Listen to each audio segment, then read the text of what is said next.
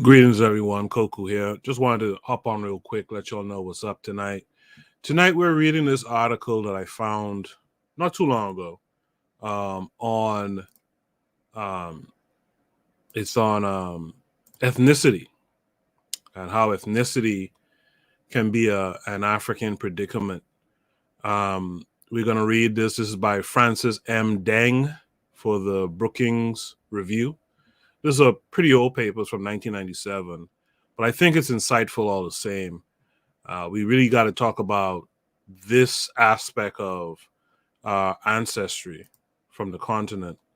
I want to remind you guys, too, that on Thursdays, I have the Thursday Thoughts show over on KWAZ Radio YouTube channel exclusively. So make sure you guys are subscribed. Come over there. And I'm going to build on the abundance mindset topic that I started last week. We're going to talk about Dr. W.E.B Wright somewhat in this upcoming episode. So I want you guys to make sure that you're over there when I do the show next time, this coming Thursday. So after this intro here, we will begin to read this paper. You guys stay tuned.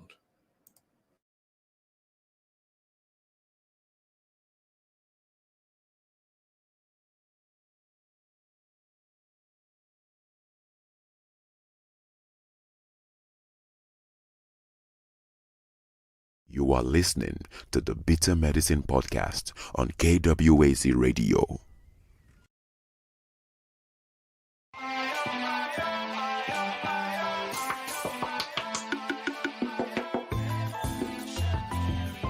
Welcome to the Bitter Medicine Podcast, where it's all about Black empowerment. Our show focuses on Black news and entertainment, arts, science, economics, history, people, and strategies that uplift, empower, and motivate Africans within the diaspora. And now, your host, whose favorite color is black, Goku.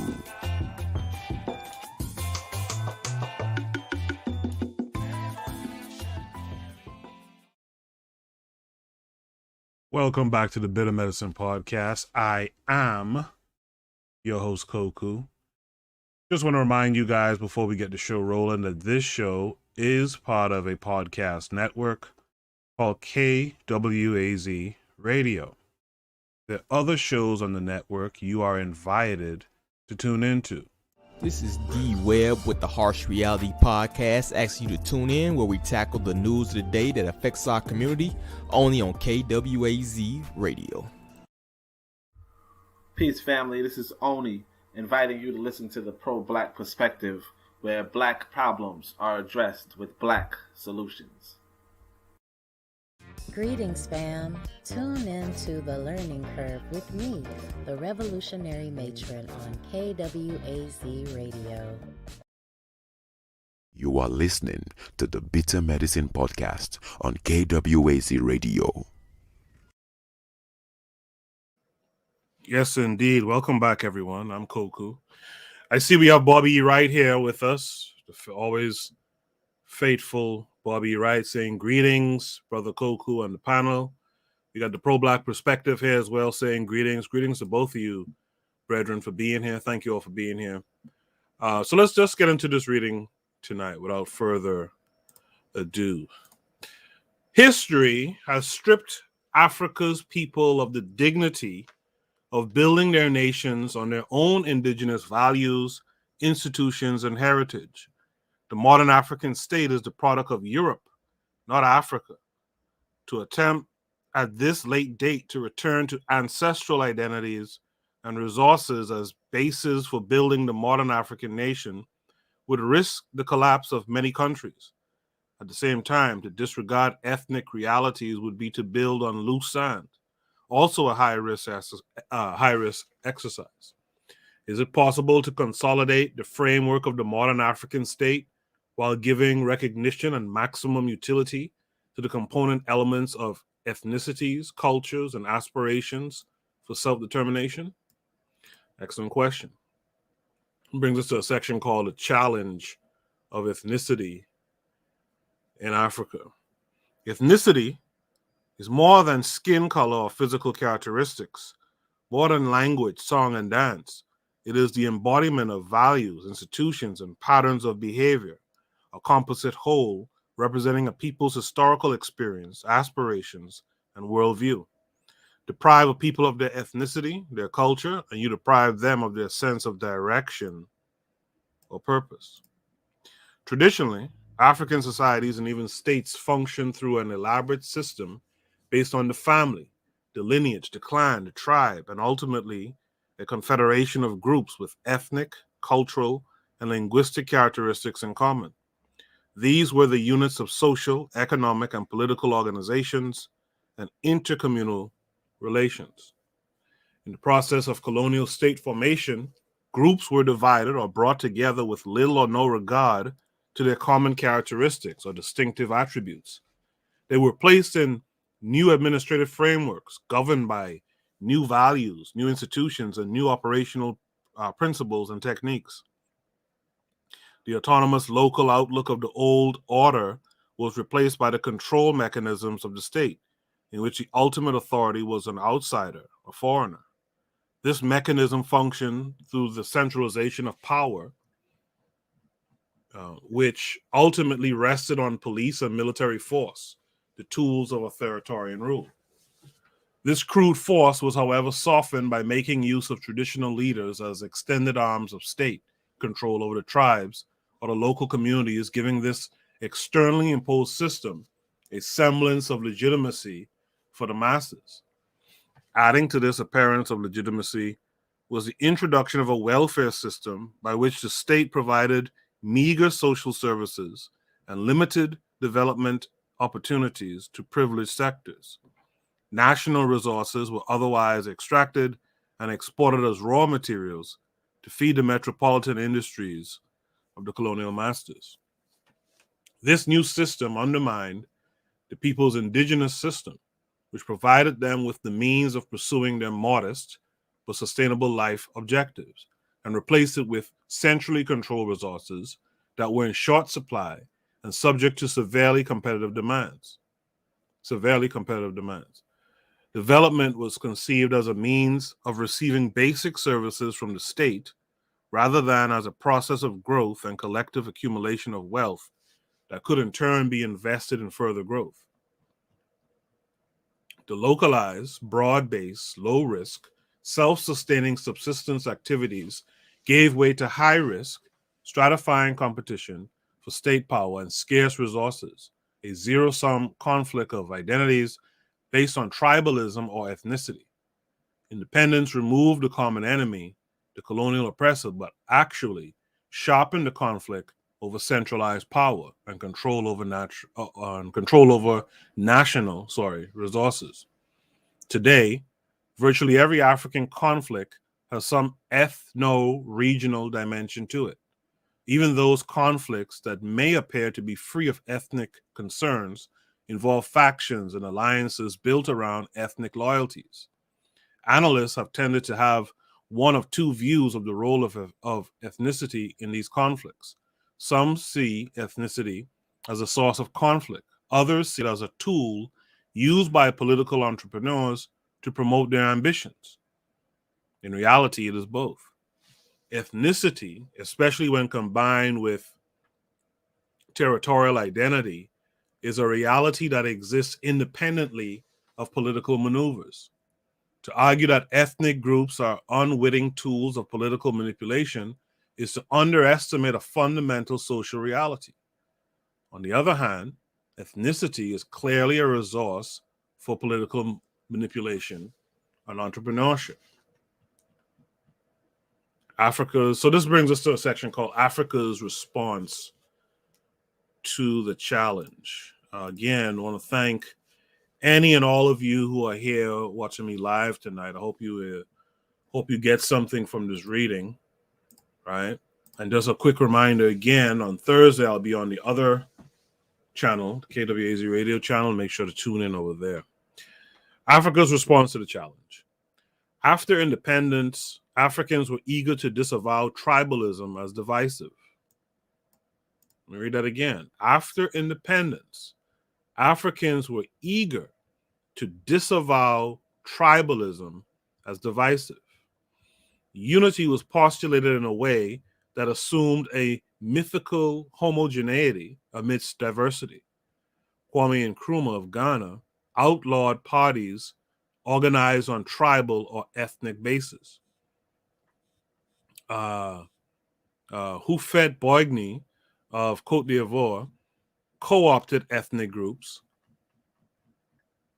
through shrewd distribution of ministerial posts, civil service jobs, social services, and development projects.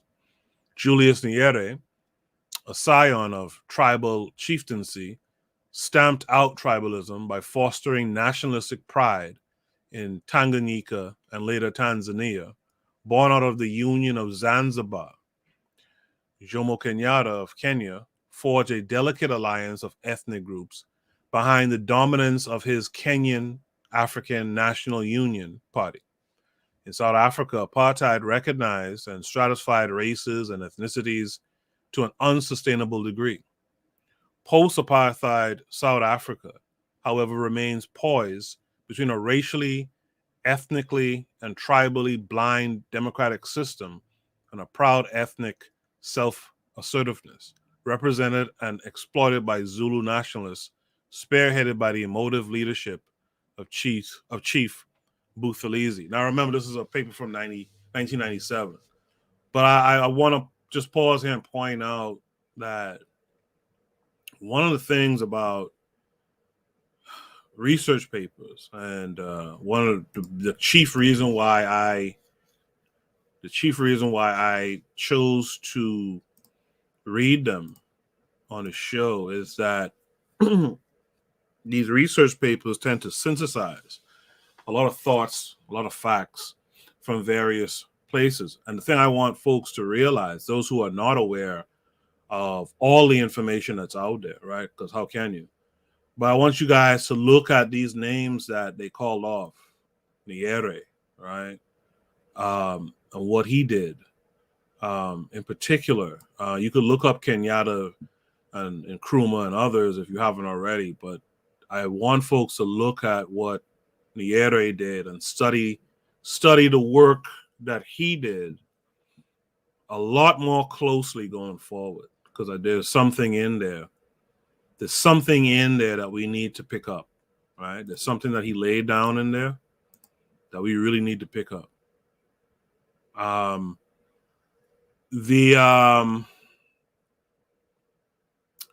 Untouchable says respect to you, Mr. Untouchable. The Harsh Reality Podcast is here. That's D.W.E.B. He's saying it's not showing you as live, brother. Algorithm acting up again. No surprises. No surprises. I'm just happy for those of you who are here. I'm happy that you're here. I'm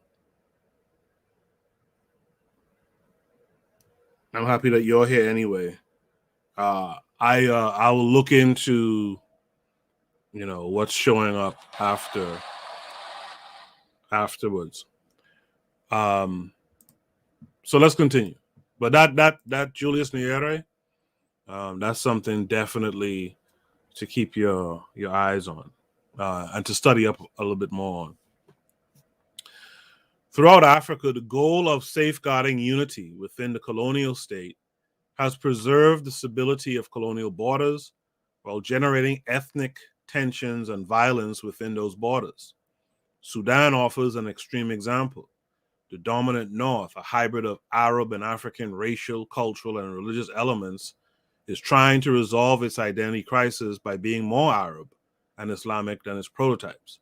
Worse, this distorted self-perception, heightened by the agendas of political elites, is projected as the framework for unifying and integrating the country, generating a devastating zero-sum conflict between the Arab Muslim North and the indigenously African South, whose modern leadership is predominantly Christian.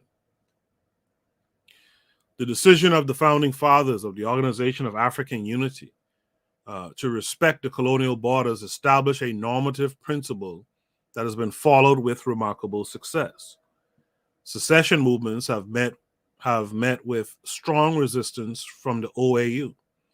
Katanga tried to break away from the Congo, which became Zaire, now back to the Democratic Republic of the Congo, but failed. The secessionists, Biafran War in Nigeria, also failed. Somalia's attempt to take the Ogaden from Ethiopia was decisively thwarted. Southern Sudan struggled for 17 years to break away from the North, and in the end settled for autonomy in 1972. When the fighting resumed in 1983, the stated goal was and remains the creation of a new Sudan that would be free from any discrimination based on race, ethnicity, culture, or religion. I just came from the dentist, so y'all forgive me. Here's a quick question for you guys before I continue. Do you guys believe Africa? It's kind of a silly question. Do you guys believe? Do you believe that Africa needs more fragmentation to accommodate for all of its ethnicities? Or do you think Africa actually needs more consolidation, where folks set aside the tribe and work towards the group, the people group? All right, you guys let me know in the chat what you think. Mr. Untouchable says Mohammed and Constantine did a number on Africa. I agree. And still doing a number, right? Eritrea's breakaway from Ethiopia is seen not as a case of violating colonial borders, but of upholding them, since Eritrea had been a colony under Italian rule. Likewise, the de facto breakaway of northern Somalia is seen as a restoration of colonial borders, since the north had been governed separately by the British. Even in the Sudan, often said to be a good candidate for partition, should the country be divided, the division might be rationalized as an extension of the British colonial policy that governed the Sudan as two separate entities, one Arab Islamic and the other indigenous African, with rudiments of Christian Western influence. In most African countries, the determination to preserve national unity following independence provided the motivation behind one-party rule, excessive centralization of power, oppressive authoritarian regimes, and systematic violation of human rights and fundamental liberties. These, in turn, have generated a reaction manifested in heightened tension and the demand for a second liberation. Managing ethnic diversity within the unity of the colonial borders is a challenge that African states are reluctant to face but cannot wish away. I like that. Ethiopia, after Eritrea's breakaway, can claim credit for being the only African country trying to confront head-on the challenge of tribalism or ethnicity by recognizing territorially based ethnic groups, granting them not only a large measure of autonomy, but also the constitutional right of self-determination, even to the extent of secession. Ethiopia's leaders assert emphatically that they are committed to the right of self-determination wherever it leads. Less idealistically, it can be argued that giving the people the right to determine their destiny leads them to believe that their interests will be provided for, if only to give them a reason to opt for unity. Let me read that last part again. I kind of like what they said there. Less idealistically, it can be argued that giving the people the right to determine their destiny leads them to believe that their interests will be provided for, if only to give them a reason to opt for unity.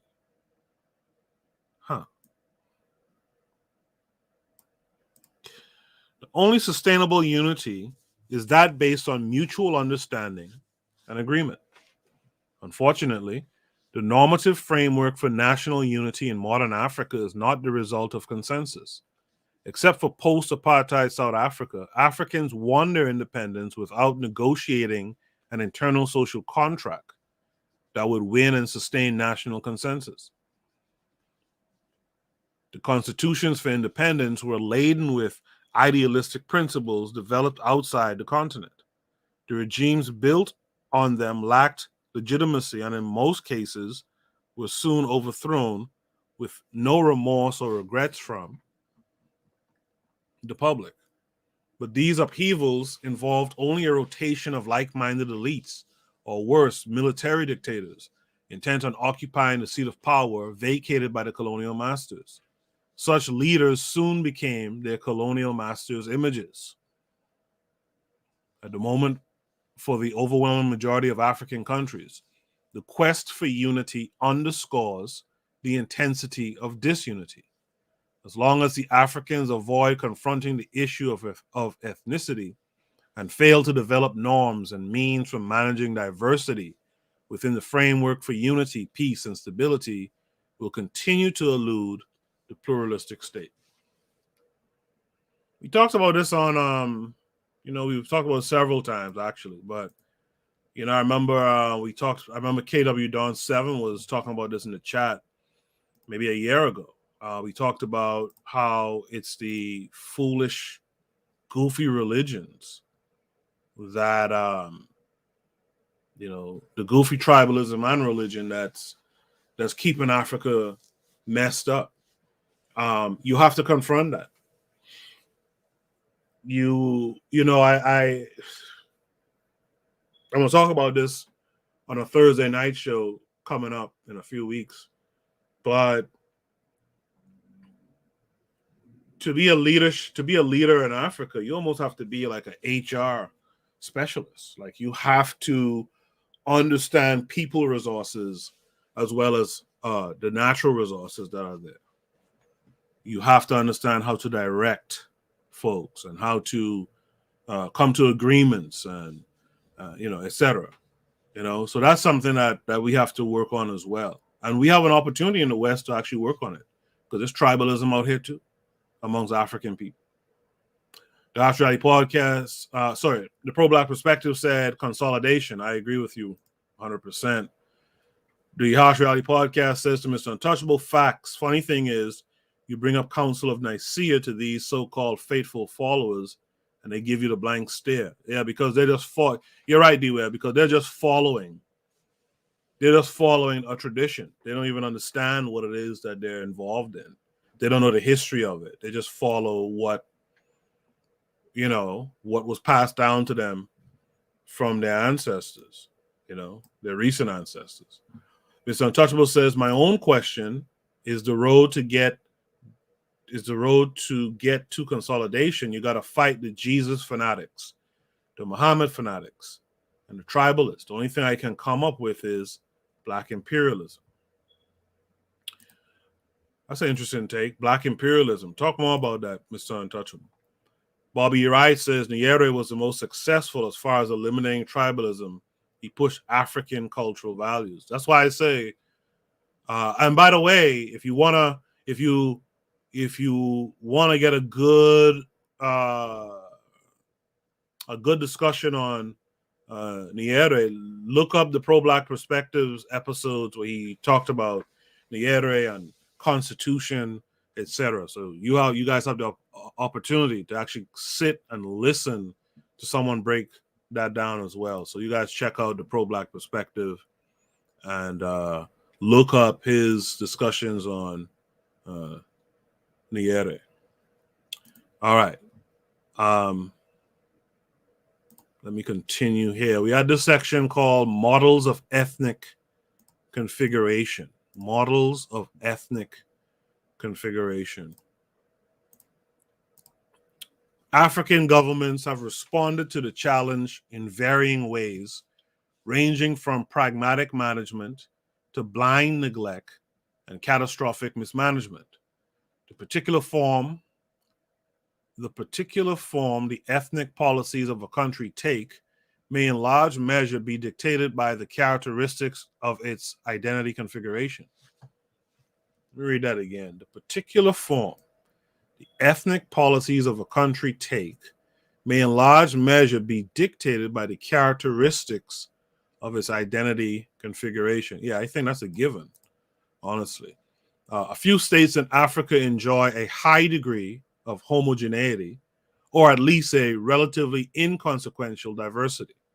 Botswana, for example, reflects exemplary cohesiveness, democracy, stability, and sustained growth.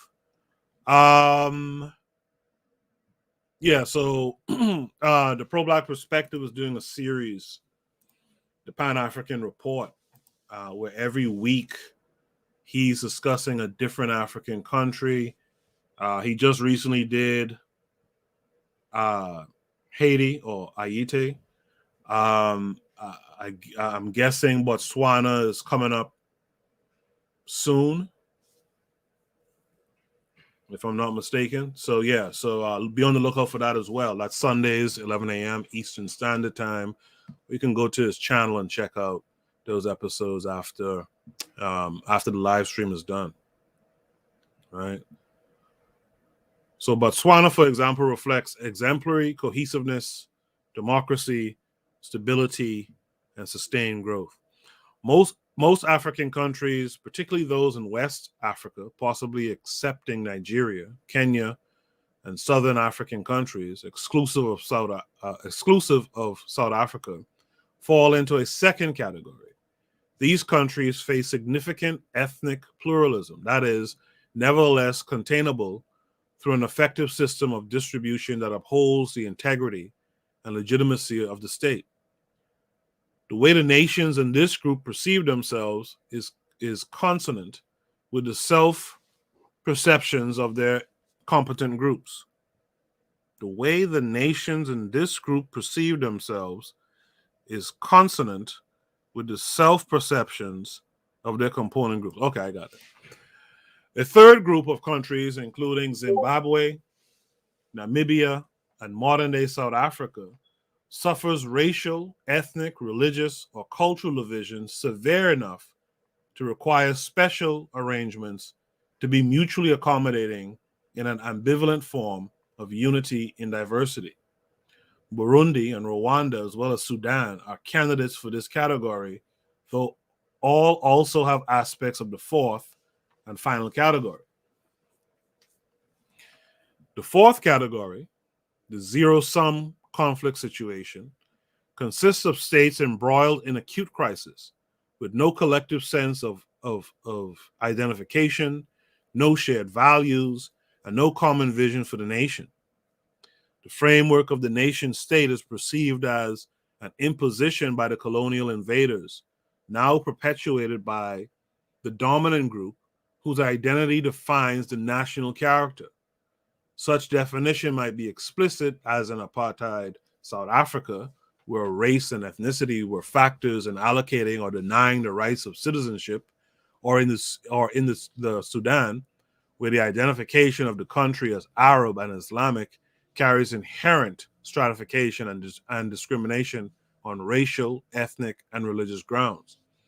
These conflicts are the most difficult to manage within the unity framework. Depending on the particular circumstances of the case, they may call for fundamental restructuring and perhaps partition. Yeah, I've wondered that question. I have a family member by marriage who is from the Sudan, and I've long wondered if, in Pan-Africanism, we're supposed to care.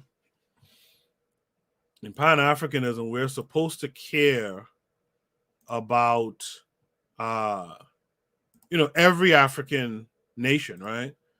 But to me, and this paper kind of, just talked about it, to me, like the Sudan is almost like a lost cause because of the mixture of tribe and religion, or tribalism and religion. Do you guys think the Sudan is a lost cause for Africans? In the chat, Mr. Untouchable says Winston Churchill and his boys practiced British imperialism in Africa. 100 years later, we got Nigerians, Ghanaians, and Bahamians thinking they're from Westminster Abbey. Absolutely. Absolutely.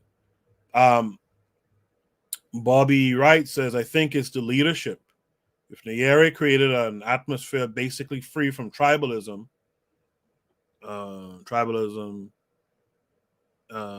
enlightened leadership should be able to, but not these puppet leaders. Yeah, I think that, sometimes when I go down a certain thought, I like when I have people around who will remind me of something, because I think that's what happens with us. There's so much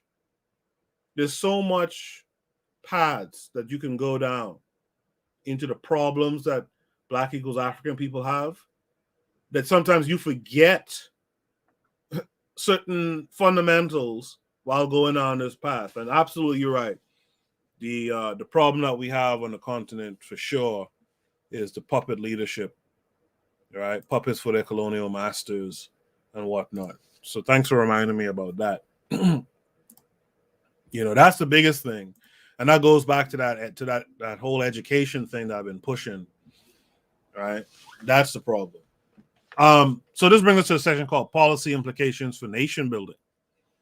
Policy implications for nation building. At present, most African countries are addressing the racial and ethnic identity issues through a pacifying system of distribution and allocation, a form of ad hoc pragmatic management rather than a strategic approach.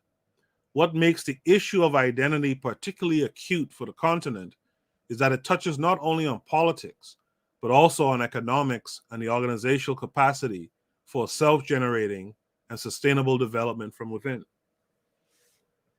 There are 4 policy options for managing pluralistic identities. One is to create a national framework with which all can identify without any distinction based on race, ethnicity, tribe, or religion. This option, of course, best suits those countries that are highly homogeneous. The second option is to create a pluralistic framework to accommodate nations that are racially, ethnically, culturally, or religiously diverse. Under this option, probably a federal arrangement, groups would accommodate each other on the basis of the principle of live and let live, but with a more uniting commitment to the common purpose of national identification. In the third case, for more seriously divided countries, some form of power sharing combined with decentralization, with identities being geographically defined, may be the answer. In the zero-sum conflict situations, federalism would expand into confederalism, paradoxically trying to reconcile unity with separation. Where even this degree of accommodation is not workable, and where territorial configurations permit, partition ought to be accepted. So I want to kind of go through those policy implications for nation building one more time. I'm curious to know if which one of these, well, maybe not which one, but I'm curious to know from you guys who are listening live or in the playback, which one of, do you agree that these might be the policies that have to be implemented in different regions of the continent based on the makeup of those nations, or of those nation states? At present, most African countries are addressing the racial and ethnic identity issues through a pacifying system of distribution and allocation in a form of ad hoc pragmatic management rather than a strategic approach. What makes the issue of identity particularly acute for the continent is that it touches not only on politics, but also on economics and the organizational capacity for a self-generating and sustainable development from within. There are 4 policy options for managing pluralistic identities. One is to create a national framework with which all can identify without any distinction based on race, ethnicity, tribe, or religion. This option, of course, best suits those countries that are highly homogeneous. The second option is to create a pluralistic framework to accommodate nations that are racially, ethnically, culturally, or religiously diverse. Under this option, probably a federal arrangement, groups would accommodate each other on the basis of the principle of live and let live, but with a more uniting commitment to the common purpose of national identification. In the third case, for more seriously divided countries, some form of power sharing combined with decentralization, with identities being geographically defined, may be the answer. In the zero-sum conflict situations, federalism would expand into confederalism, paradoxically trying to reconcile unity with separation. That's an interesting one, where even this degree of accommodation is not workable, and where territorial configurations permit, partition ought to be accepted. So which one, do you agree with those suggestions of policy? You know, Mr. Untouchable says, funny thing is, doesn't Sudan mean the land of the blacks? B.B. Rodriguez is here. B.B. Rodriguez saying good evening to me in the chat. Mr. Untouchable says, hey, BB and everybody, forgot my manners. You know, greetings to everyone. You know, let's make that a thing. When we come into a space, we acknowledge everyone there, right? So, you know, that's what I try to do. So I'd like you guys to try to do the same thing as well. So which one of those, do you agree with those policy recommendations, right? Do you agree with those policy recommendations? Let me do a station ID break here. On the other side, we'll get to this next section, the role of the international community.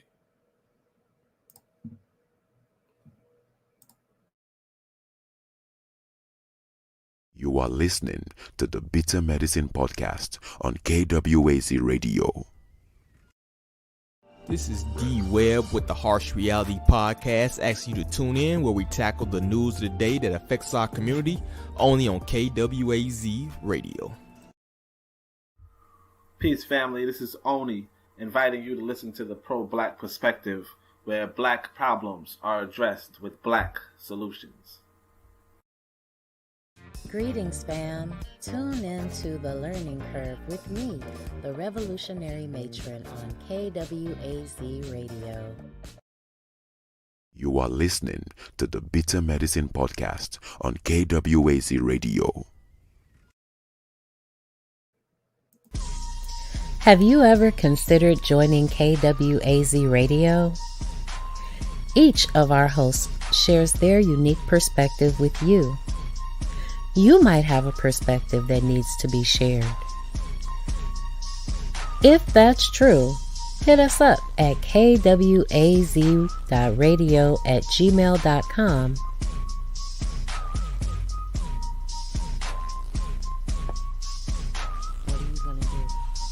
What are you gonna do? What you gonna do?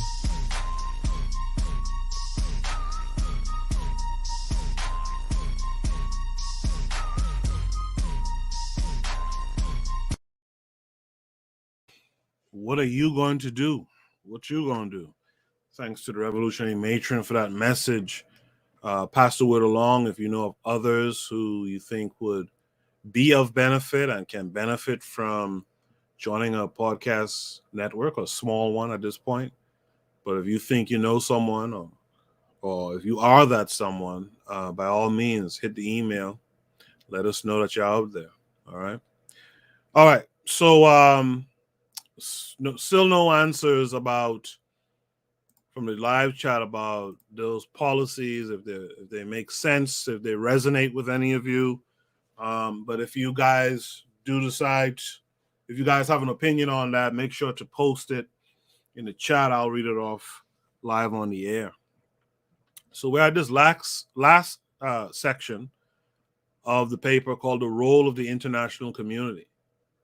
I will say before reading it that this section on the policy implications for nation building is interesting. And I think it's something that I think it's something worth sitting down, studying these nations that were described before, right? And looking at the policy suggestion here, right? Maybe sitting down with the work that Oni is doing this year on that show, the Pan-African Report, sitting down with those numbers and really, being able to construct something of worth. By the way, I want to say something too before I go to this last section. I want to say that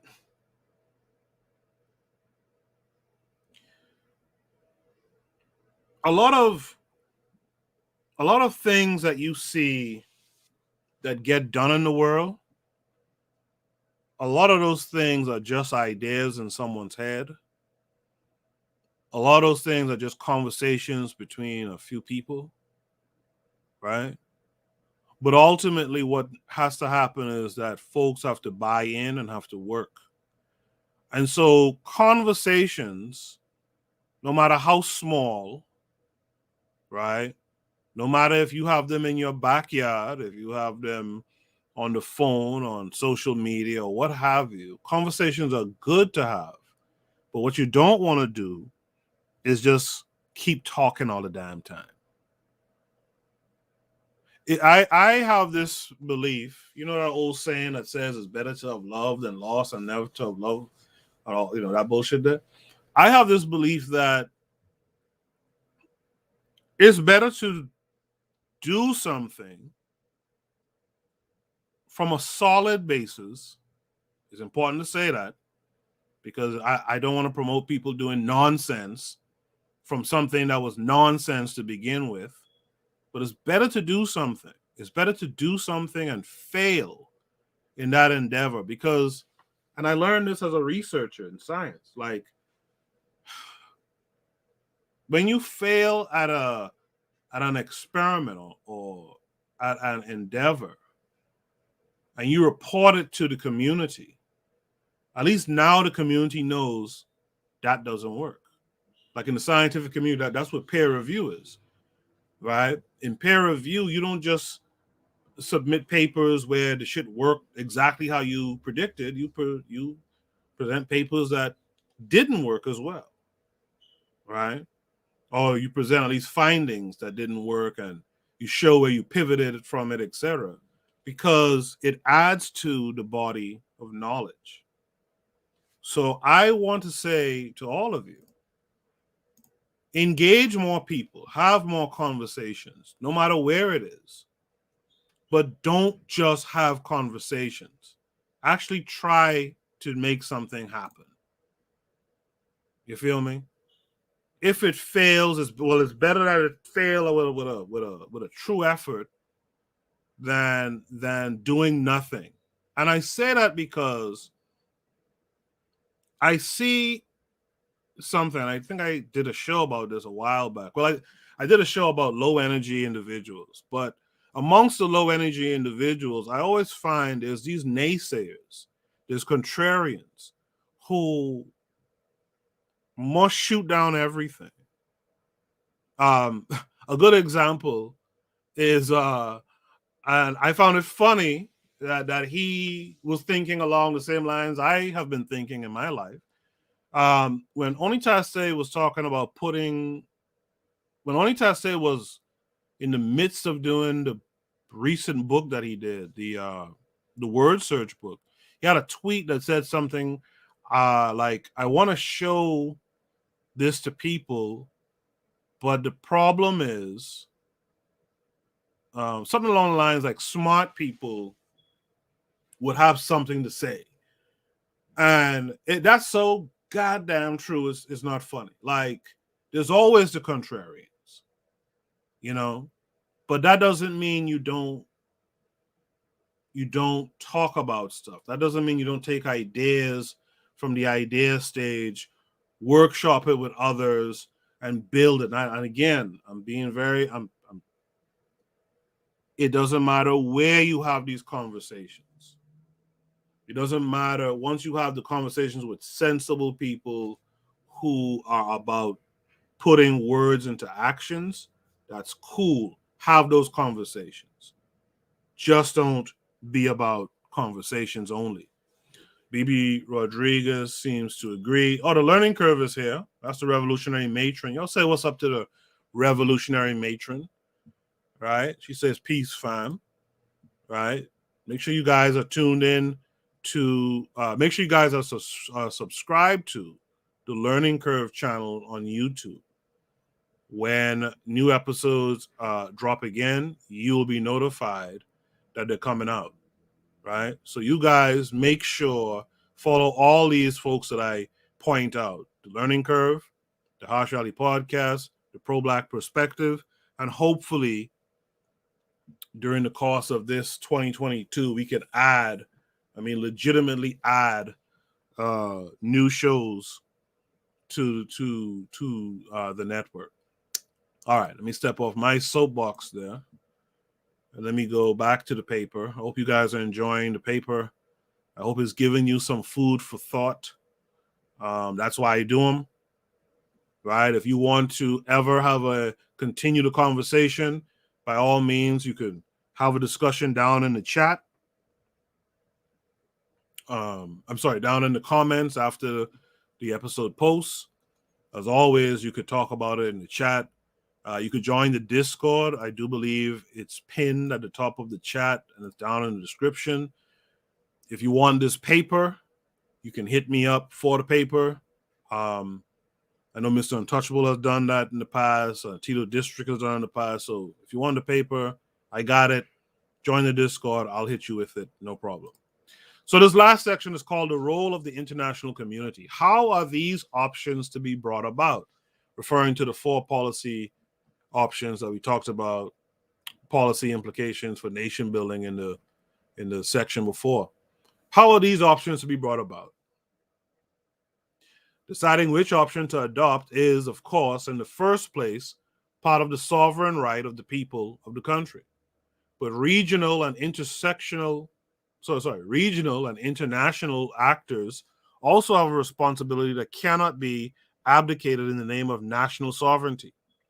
By its very nature, sovereignty implies a tension between the demand for internal solutions and the need for corrective remedies from the outside. By its very nature, sovereignty implies a tension between the demand for internal solutions and the need for corrective remedies from the outside. Gotcha. In other words, the responsibilities of sovereignty require both internal and external accountability, which are inherently at odds, especially since the need for external involvement is commensurate with the failure of internal systems. Given the ambivalence of the international system about intervention, this responsibility should belong first to the sub-regional and regional actors, with the international community throughout the United Nations as the ultimate resort. Okay. The interconnectedness of the conflicts of neighboring countries means that preventing, managing, or resolving conflicts is becoming recognized as a matter of interest and concern, not only to the countries directly involved, but also to the region as a whole. Regional awakening to the common thread of internal conflict is still nascent, but the importance of the shared threat is being increasingly realized, especially in view of the tendency toward isolationism in Europe and the United States, the only powers still capable of effectively intervening for humanitarian reasons or for the cause of peace, security, and stability in other parts of the world. I'm not too worried about that stuff he was just talking about there. But, they mentioned the OAU earlier, which is now the African Union, right? And the idea of something going on in the continent, in a country in the continent, and neighboring countries not getting involved, I thought was very short-sighted by the OAU. I thought that was very short. I think we did a paper on that sometime last year or so, or last 2 years, right? Did you guys ever understand what that was about? Why it was that you didn't pay attention to, let's say, Idi Amin or something like that? Like, why didn't you go and intervene in those cases?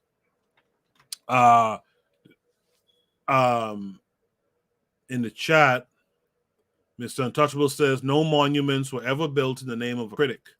Don't mind them. Their only job is to criticize. That's easy and safe. I love that comment right there, Mr. Untouchable. No monuments were ever built in the name of a critic. Don't mind them. Their only job is to criticize. That's easy and safe. And that's what you see a lot of in today's world, especially in today's social media. No idea makes sense to anybody ever at any time. And I think that's that's a human downfall. And we as African people can't afford to have that human downfall. If you get where I'm coming from. If you understand what I'm saying, hit 1 in the chat. Bobby Wright says, Ethiopia of the 19th century is the perfect example. There was an emperor, but there were also local provincial kings who were autonomous, but all the local rulers, supported the emperor in times of war. Right? Pro-Black Perspective is thinking just like me as I was reading it. Soon as I hear, the Pro-Black Perspective says, as soon as I hear UN, facepalm. U.S. bringing peace, facepalm. That's exactly what... that's exactly why I sometimes with these papers, you got to understand, we've talked about this in the past, I won't rethread it here. You have to talk, the dynamics of these authors when they're writing these papers. If you understand how that process works, you'll understand why you hear some of this BS, like what we just heard a second ago. Bibi Rodriguez says, confessional, watching, finding your roots, and you're alive, however, listening. Oh, so Bibi is doing 2 things at once. I don't mind that. I don't mind that at all. The Pro-Black Perspective says it was a dictator's club. That's why no intervention. Yeah, and that's... yeah.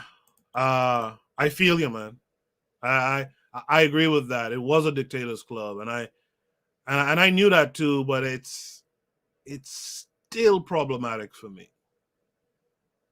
You know, we have to do so much stuff differently. It's not funny. KW7 says neighboring countries should have ended apartheid by force in Azania once a majority of them gained independence. That was the other example I kind of had in mind too. How was South Africa able to carry out that nonsense for so long? With all these neighboring countries that had independence for a little minute. But go back and see what the Pro-Black Perspective says. Right? The Learning Curve hit 1. Mr. Untouchable hit 1. Thank you guys for the response. Bibi Rodriguez says to KW7, most definitely. Right? So let's get to the last part of the paper. Again, thanks to all of you that tuned in. I always appreciate it when you guys come through. And again, I hope that I made a selection in a paper and a topic that does something for you and gives you something to think about. More importantly, something to talk about, and even more importantly, something to do about our situation going forward. So, reconciling 2 conflicting paths is this last section. Final accountability for the responsibilities of sovereignty must ultimately fall on the international community, more specifically, the United Nations. My God. The intervention of international financial institutions in the affairs of sovereign countries to ensure more efficient management of their economies has now become a truism. International concern with issues of governance, such as democracy and respect for fundamental human rights, has also become widely accepted, despite the lingering resistance of vulnerable regimes. Beyond the issue of protection of minorities, long recognized as a legitimate concern for the international community, the politics and conflicts of identity and their impact on the prospects for peace, stability, development, and nation building must also be recognized as critical items on the agenda of a responsible and accountable sovereignty. Let me ask you guys a question.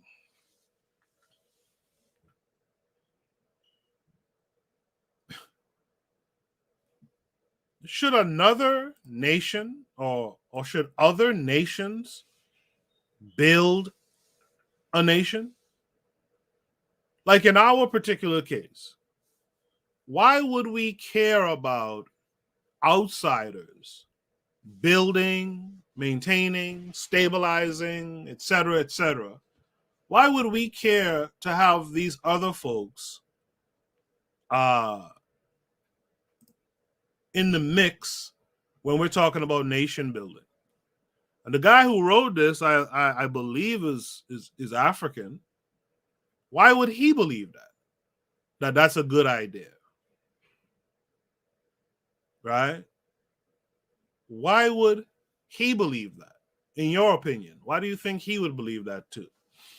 Bobby Wright says, good evening to the matron. The matron says, that's the learning curve, says, we shy away from power and dictator-type behaviors, but it's what we need to do. The matron also says emphatically, hell no, to my last question. Mr. Untouchable now says to the matron, I'm pro-strongman in Africa. The democracy crowd gets you killed. But if you must be a dictator, I would choose benevolent dictatorship, one with common sense. How many benevolent dictatorships have we seen in the continent? In history, how many benevolent dictatorships have we seen thus far? So let's finish this up. Insofar as the modern African state is the creation of European conquest, restructuring the continent, linking it to the international system, and reconceptualizing and reconstituting the state will require the cooperation of Africa's global partners. Africa has no global partners. Outside actors can offer an objective and impartial perspective that can be pivotal to balancing the concerns of the internal actors. You know, the guy here didn't write a bad paper up until the last section.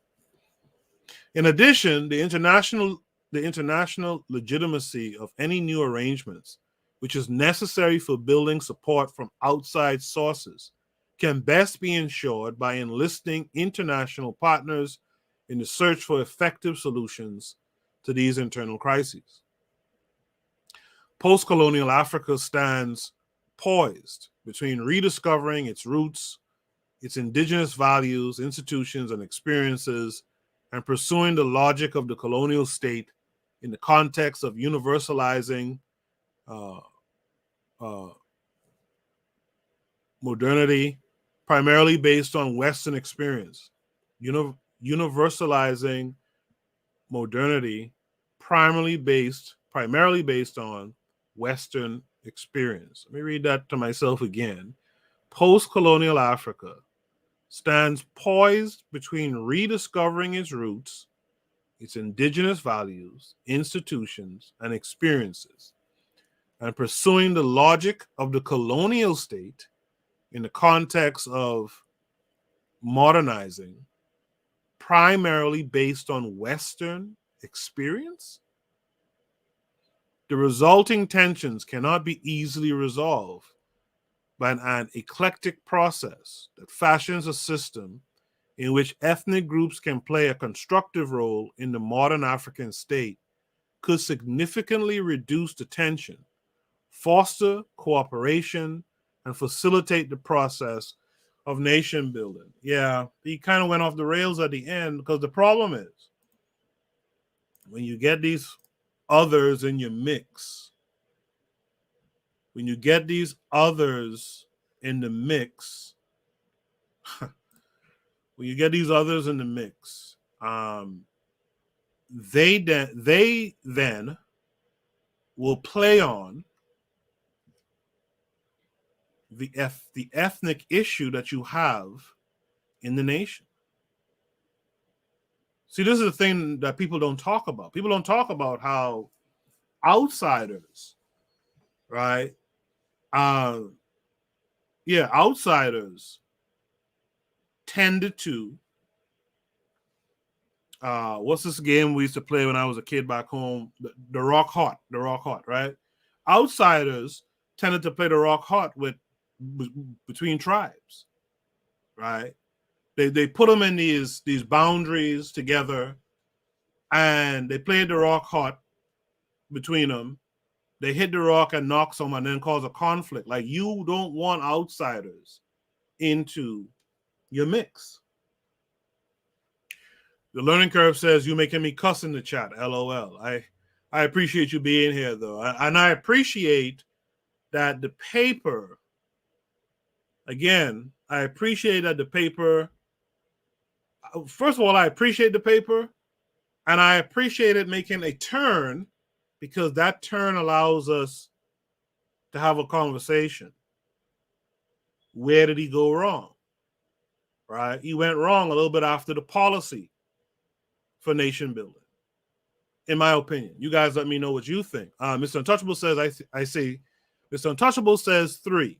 Haile Selassie, Paul Kagame, and Magufuli. Everyone else were not good. LOL. The pro-black perspective says, man put on clown makeup to finish the paper. I imagine he cried while he did it too. Right? He went wrong after the policy thing. That policy thing is something to look into. And I'm hoping that,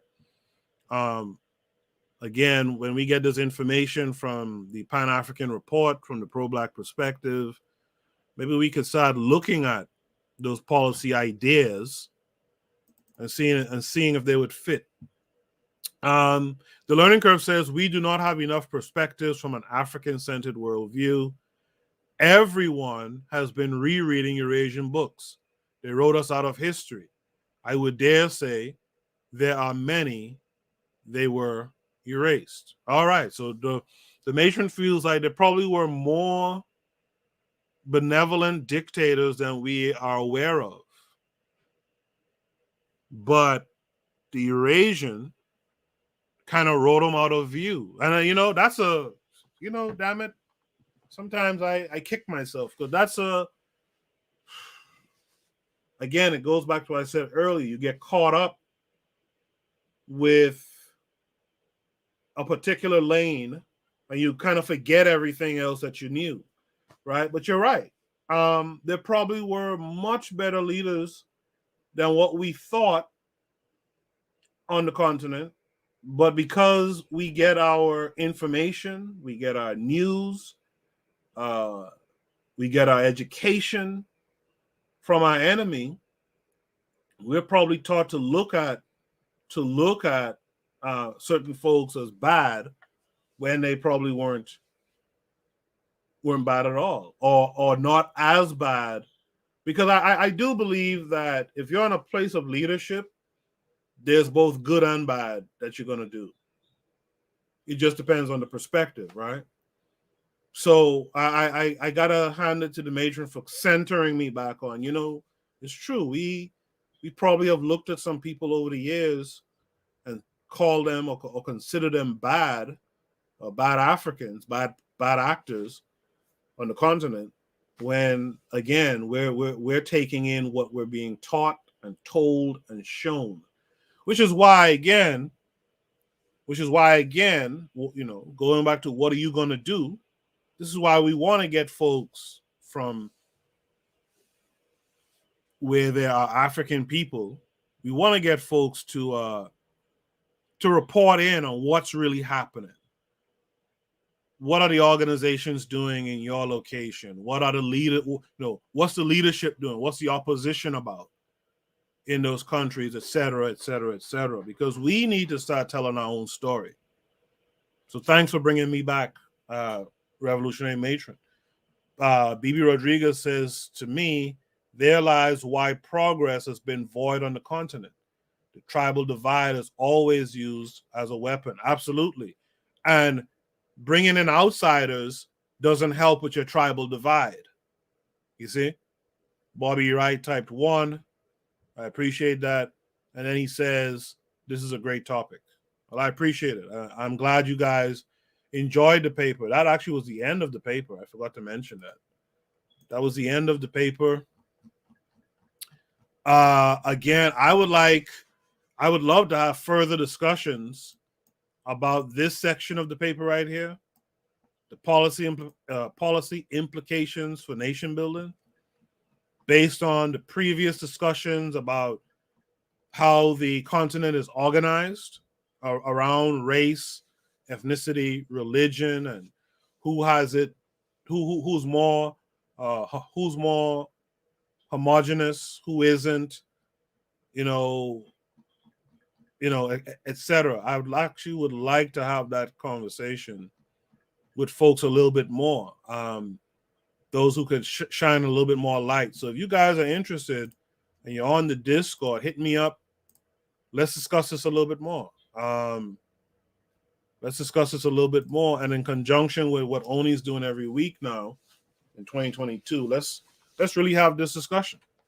KW Dawn 7 says Angola was on the verge to going into Tanzania to end apartheid, but they compromised and accepted the Mandela trump card. They were too quick to the negotiation table. I appreciate that, KW Dawn 7. All right, guys, that's the paper for tonight. I want to thank you guys for being here. I'll be back on Thursday over on the KWAZ Radio YouTube channel. KW Dawn 7 also says Mugabe also went to the negotiation table too soon. Yeah, let's have this discussion. Let's continue this same discussion on the Discord. Hit me up if you're interested. We could do a group chat on the Discord just about this. If you're interested, hit me up. I'll be back on Thursday on the KWAZ Radio YouTube channel. I'll be doing another show building off of the abundance mindset, but we're going to be talking about Dr. Bobby E. Wright a whole lot in that episode, just to give you a little idea of what's coming.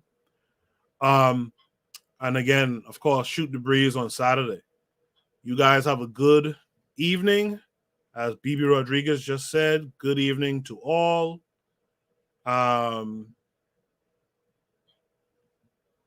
She says, great evening to all. KW Dawn 7 just said, Amos Wilson taught that you fight wars until you dictate the terms of a ceasefire. I like that too. All right. So great evening to all of you. I'll be back on Thursday. You know where to find me. And of course, Saturday night, Shoot the Breeze. Post your topics on the Discord. Thanks to KW Dawn 7, BB Rodriguez, Bobby E. Wright, The Learning Curve, The Pro-Black Perspective, Mr. Untouchable. And I think I got everyone with that. The Harsh Rally Podcast. Thanks to all of you for being here tonight. I'll see you guys on Thursday. Peace.